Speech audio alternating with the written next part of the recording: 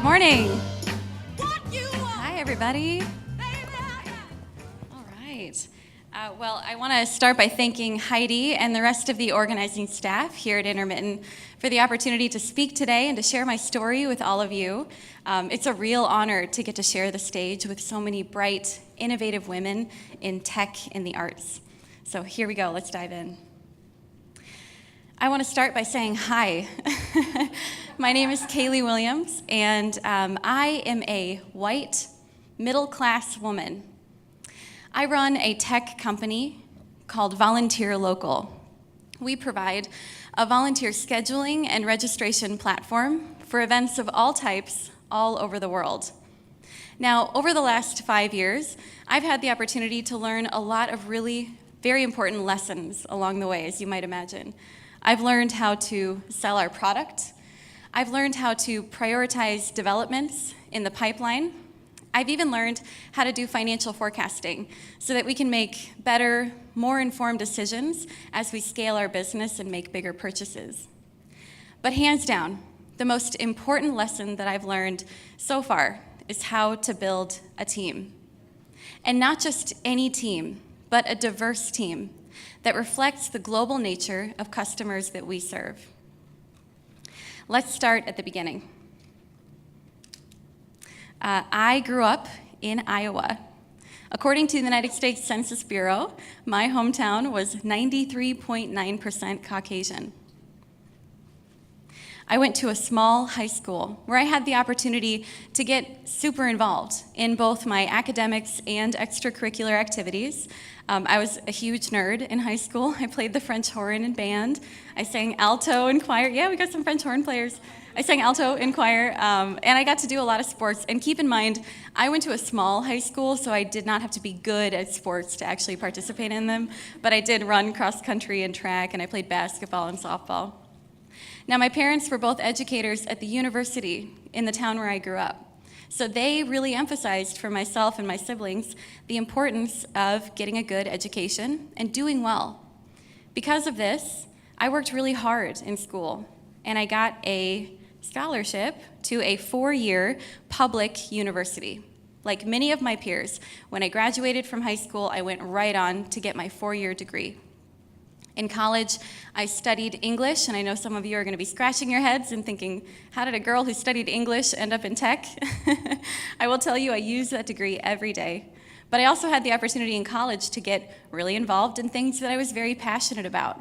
I was able to hone my skill set and prepare for the professional world. When I graduated from college, I got a very cool internship at a hip startup company called VolunteerLocal. And today, I'm the president of the company and a co-founder of this global enterprise. So my career path, very typical. Some of you in the audience may even look at this and say, yeah, that looks pretty similar to what I did. It would be easy for me to stand on stage today and tell you that I got to where I am because of all my hard work, and only because of all my hard work. But that would ignore every aspect of my identity that has quietly served me throughout my life. You see, I didn't work harder than anybody else. I capitalized on the opportunities that presented themselves throughout my education and throughout my career as a direct result of my privilege. That's why I believe that my perspective is the least important narrative on my team. I'd like to demonstrate a few statistics for you today about people in tech. And I think that these statistics, while they're a little bit sobering and somewhat alarming, help to shine a light on the state of diversity in tech today. In the Silicon Valley, where most of our tech jobs are, where most of our tech companies are concentrated, less than 5% of the workforce identifies as people of color. That would be Blacks, Latinos, Hispanics, and Native Americans. In the United States, 76% of all jobs in tech are held by men. That means just 1 in 4 is held by a woman. And yet there's a lot of data out there that demonstrates the value of diversity in tech. It's quantifiable, it's measurable. We know that being more diverse will make your company more successful. For example, studies show that companies leading the way in racial and ethnic diversity realize 35% more gains above the national industry median. Moreover, companies that are more racially and ethnically diverse generate 2.3 times more cash flow per employee over a 3-year period than companies that are less diverse. This means that companies that are more diverse are simply going to be more profitable. It's not only the right thing to do, it's good for business. So let's talk about the pipeline, because I know that it can probably feel, if you're an employer, like when you put opportunities out there, the applicants in the pool aren't very diverse. We know, however, and the data shows us, that there are plenty of qualified candidates out there and they're looking for these types of jobs. Let's start with white men, and I want to talk about white men under the age of 45 who hold either a bachelor's degree or an advanced degree in computer science or mathematics, who are either unemployed or working in a job that is in no way related to their field of study. 9.5% of them unemployed or working in a job that's not related to their education. When we compare that to men of color, this number doubles. Nearly 20% of men of color who are under the age of 45 hold a bachelor's or an advanced degree in computer science or mathematics, are unemployed or working in a job unrelated to their field. And finally, when we compare that to women of color, we see that it triples. Nearly 30% of these women are unemployed or they're working in a job that has nothing to do with their education. So what do we do? Well, I can tell you what I did. And it's not flashy, there are no fireworks here, nobody's gonna publish a white paper on this, but it worked for us at VolunteerLocal. And I'm grateful for the opportunity to share my story with you today, because maybe it can work for you too. So I decided at this phase, and I broke everything down into phases, I decided that I would enter into what I called phase 1, which was that I needed to decide. I had to make the decision that diversity and inclusion were important to my business, and they would be a priority as I set out to build a team. Now, I think it's important at this point in my talk to define the word diversity. I know that my statistics so far have been really focused on racial and ethnic diversity and gender diversity in tech, but diversity can mean a lot of different things. People with disabilities, people who are gender fluid or have a different sexual orientation than you, people who have a different religion, age, socioeconomic background. We're all here today at Intermittent, so I think I can safely say that we have all entered into phase 1. We've all decided. Great, I felt good. Ready for phase 2? Because I'm telling you this narrative in real time as I lived it. I will tell you, honestly, I didn't know what to do next. There's no blueprint here. There's no roadmap, especially for tiny, tiny companies like mine. So I didn't know what to do. But I knew that I needed a salesperson. So I put together a job description. I identified the skills and qualifications that I needed, and I posted it everywhere. I went to LinkedIn, Glassdoor, ZipRecruiter, CareerBuilder, Monster.com. I reached out to publications like Silicon Prairie News and AngelList, and I asked them to publish my opportunity on their job boards. I shared it on my Facebook, on my company's Facebook, social media channels. I was feeling like, yeah, we're gonna get a really good pool of applicants. And keep in mind, I had decided that diversity and inclusion were important, so I had already achieved phase 1. Well, an interesting thing happened, you guys. One weekend, we had 30 applications for this job. 29 were white, 20 were male, all of them were under 30. And that's not bad. I want to emphasize that that is not bad. My co-founder is a white male with a 10-year age gap between us. And the diversity of thought that just the two of us had brought to our company has gotten us to where we are today. So it's not bad, but I couldn't help but feel like we were missing some connections, some really important connections. So I sat down with a mentor, And I explained to her what had happened, and she said, you know, Kaylee, people probably aren't finding your job opportunity because you're only sharing it with channels that served your opportunity to people who look and talk and are educated a lot like you. And she was right. So I took a different tact. I decided to reach out to organizations in the city of Chicago where we were building our team. And I asked them if they would be willing to share my job opportunity with people in their network, their members. And they did so. They shared it on their websites, in their newsletters, on their job boards, and the results were astounding. A week later, we had twice as many applications. We had significantly diversified the applicant pool. And what was really interesting was the tone of the cover letters that I received. People were really excited about the opportunity to work for a tech startup like VolunteerLocal. It was almost as if they weren't served very many opportunities like mine. So phase 2 wasn't just that I needed to talk about diversity and say that it was a priority. I needed to budget for diversity. I needed to make it a line item on my P&L because we did pay these organizations to share our opportunity with their members. Now, I loved putting this presentation together for you guys today because I got to learn a lot about Detroit. We are in a very vibrant city. It's a beautiful city. And I found some organizations here in Detroit that are similar to ones that I reached out to in Chicago that helped me to diversify my applicant pool.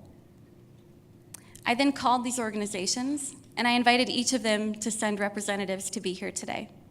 So for those of you who are in the audience who are affiliated with these, thank you for being here. I'm that girl that emailed you like 9 times. Please go find people at lunch and during the breaks and let them know there can be a lot of synergies happening in the room today and you can be a part of that. So guess what? Phase 3, I was feeling really great because I felt like, hey, I'm all done. I did it. We built a diverse team. That's my team at VolunteerLocal. Woo, feeling good. All done. All done, right? No, just kidding. Not even close. I'm going to be very honest with you right now. I've hired 9 people and I've lost 6. That's because the real phase 3 is that I needed to support the team I had just built. And that can sometimes mean supporting them and providing guidance in unexpected ways, because with a diverse team comes diverse needs. Our people take off different times throughout the year because we all believe different things. Our people wear whatever they want to the office. We don't have a dress code because we believe that what we wear is a reflection of who we are and what we value. I lost those 6 employees because I wasn't prepared to support them in the unique ways that they needed to be supported, that they needed to be coached. And so for me, phase 3 was all about learning my blind spots, seeing them, acknowledging them, and getting better at being open to coaching our employees however they may need me. So I know now that the work begins at Hire, and it never truly ends. I also know that this is the most fulfilling part of my job.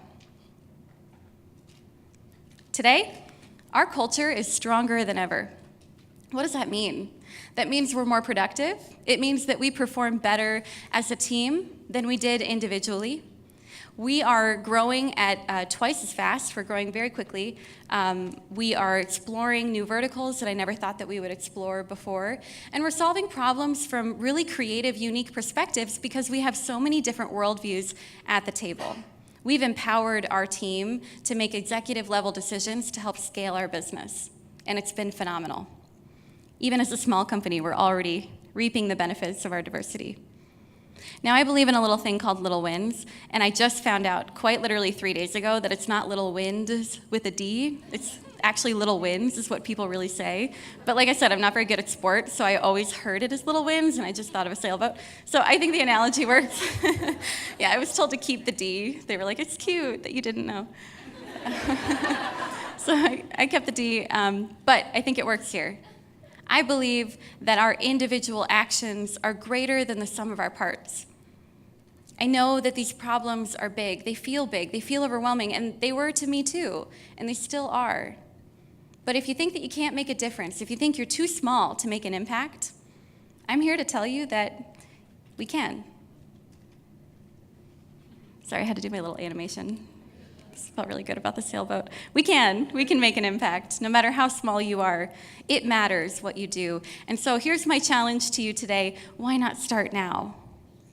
I'm going to give you a list of 5 things. These are 5 things that I did that helped me to break through some of my biases, and it helped me to embrace diversity and inclusion as an important part of our company and how we built it. So 1, read a book on team building.